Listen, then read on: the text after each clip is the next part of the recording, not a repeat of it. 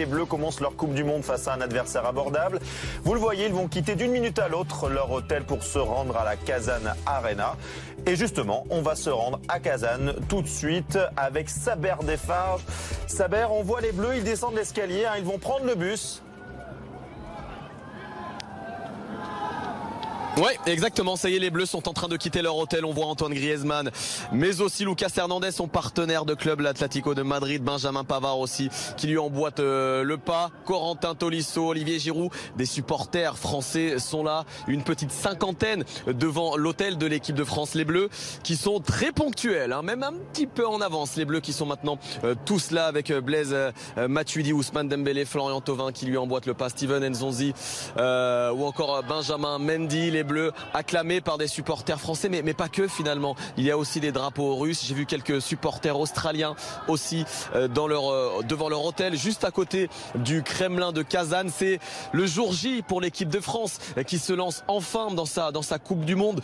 3 semaines de préparation, 2 ans de qualification pour arriver à ce jour-là, disputer une Coupe du Monde. Les joueurs qui rentrent donc dans ce bus, Didier Deschamps est là, vous le voyez sur ces images. Il rentre lui aussi dans le bus, juste derrière son staff avec Guy Stéphane ou encore Franck Raviot, l'entraîneur des gardiens, Paul Pogba aussi avec des petites lunettes de soleil. C'est vrai qu'il fait plutôt beau du côté de Kazan aujourd'hui.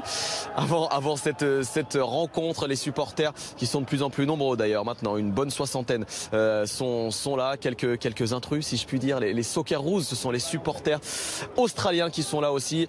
Le bus des Bleus est prêt à partir, tout le monde est là, tous les joueurs sont à présent en place, direction la Kazan Arena, 5 à 10 minutes à peine de trajet. Les Bleus sont juste à côté de ce stade, évidemment sous bonne escorte policière. La sécurité et la police russe sont très nombreux. Vous le voyez sans doute, il y a 5-6 véhicules qui vont encadrer le quart de l'équipe de France jusqu'à la Kazan Arena et disputer donc cette rencontre d'ici maintenant 2 heures à midi pour un horaire complètement inhabituel. D'ailleurs, le programme a été différent pour l'équipe de France qui s'est réveillée un petit peu plus tôt. Pas de petit déjeuner mais un brunch avalé, englouti il y a maintenant une petite heure. Des pâtes, des œufs avant ensuite. Donc de prendre la direction de la Kazan Arena. C'est parti. Le bus prend la direction du stade. La Coupe du Monde débute vraiment pour l'équipe de France maintenant.